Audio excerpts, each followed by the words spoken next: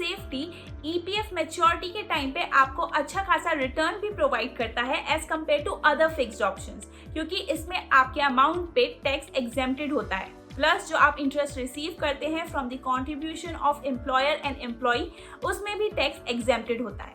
But अब question ये उठता है कि क्या सारे सिनेरियो में ईपीएफ विड्रॉल टैक्सेबल नहीं होता? तो इसका आंसर है जी नहीं। कुछ कंडीशंस ऐसी हैं जहां पे आपका ईपीएफ विड्रॉल टैक्सेबल होता है एंड उसमें टीडीएस डिडक्ट होता है। तो चलिए जानते हैं उन कंडीशंस के बारे में। Hi, this is Kriti and welcome to our channel wishwin.com। And दोस्तों, आज की वीडियो में हम बात करेंगे कि किन कंडीशंस में ईपीएफ विड्रॉल के टाइम पे टीडीएस डिडक्ट होता है। So let's get started. दोस्तों, अगर आपका टोटल कॉन्टिन्यूस एम्प्लॉयमेंट पीरियड 5 साल से ज्यादा का है तो आपका ईपीएफ विड्रॉल टैक्सेबल नहीं होगा। टैक्सेबल नहीं होगा तो उसमें टीडीएस डिडक्शन का सवाल ही नहीं उठता। बट अगर आपका टोटल कॉन्टिन्यूस एम्प्लॉयमेंट पीरियड 5 साल से कम का है तो आपके ईपीएफ विड्रॉल टैक्सेबल होगा। दोस्तों, यहाँ पे मैं क्लियर कर दूं कि आपका जो टोटल कॉन्टिन्यूस एम्प्लॉयमेंट पीरियड होता है वो सिर्फ आपका करेंट कंपनी का काउंट नहीं होता।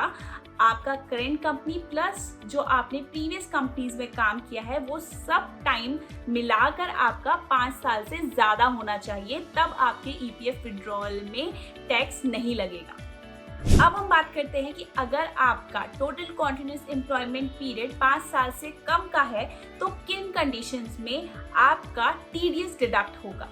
दोस्तों, अगर आप ईपीएफ विड्रॉल 50,000 से कम का करते हैं एंड आपका जो टोटल कॉन्टिन्यूस एम्प्लॉयमेंट पीरियड है वो 5 साल से कम है, तब उस कंडीशन में आपका टीडीएस डिडक्ट नहीं होगा।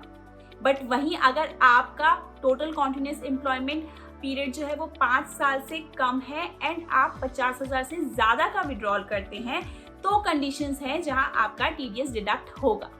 दोस्तों, जो आपका टोटल कॉन्टिन्यूस एम्प्लॉयमेंट पीरियड है वो 5 साल से कम है, प्लस आप 50,000 से ज्यादा का विड्रॉल कर रहे हैं, प्लस आपका जो पैन नंबर है वो आपके पीएफ अकाउंट से लिंक नहीं है, तो आपका मोर देन 30% टीडीएस डिडक्ट होगा ही होगा।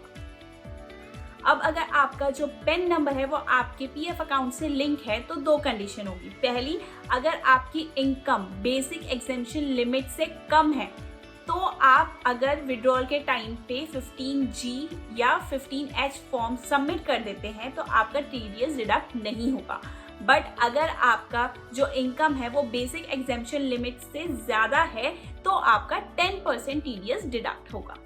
दोस्तों, फॉर्म 15G उन लोगों के लिए होता है जिनकी एज 60 ईयर्स से कम है, प्लस उनकी जो इनकम है वो बिलो एग्जेम्पशन लिमिट है। एंड फॉर्म 15H सीनियर्स के लिए होता है, यानी कि जिनकी एज 60 ईयर्स से ज्यादा है। सो दोस्तों, देयर आर सर्टेन सिचुएशंस जहां पे अगर आपका टोटल कॉन्टिन्यूस एम्प्लॉयमेंट पीरियड 5 साल से कम है तो तब भी आपके ईपीएफ विड्रॉल पे टैक्स नहीं लगेगा। तो चलिए जानते हैं क्या है वो सिचुएशंस।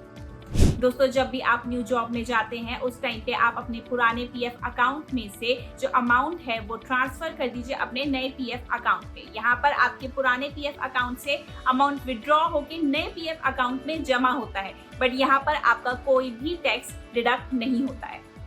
नेक्स्ट कंडीशन ये है कि अगर एम्प्लॉय के डिसकंटिन्यूएशन ऑफ जॉब का कॉज उसकी मेडिकल इलनेस या फिर कोई लाइफ थ्रेटनिंग डिजीज है या फिर कोई ऐसा कॉज है जो कि एम्प्लॉय के कंट्रोल में नहीं है, जैसे कि नेचुरल कैलेमिटीज, तो उस केस में भी पीएफ विड्रॉल के टाइम पे टैक्स नहीं लगेगा। एंड दोस्तों, अगर एक रीजन एम्प्लॉय के डिसकंटिन्यूएशन ऑफ जॉब का ये है कि उनके एम्प्लॉयर ने ही अपने एस्टैब्लिशमेंट के ऑपरेशंस बंद कर दिए हैं, तो उस केस में भी एम्प्लॉय के पीएफ विड्रॉल पे टैक्स डिडक्ट नहीं होगा।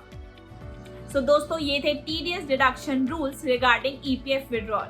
होप आपको ये वीडियो वैल्यूएबल लगी हो और EPFO and fintech related updates के लिए बने रहिए हमारे चैनल wishwin.com के साथ।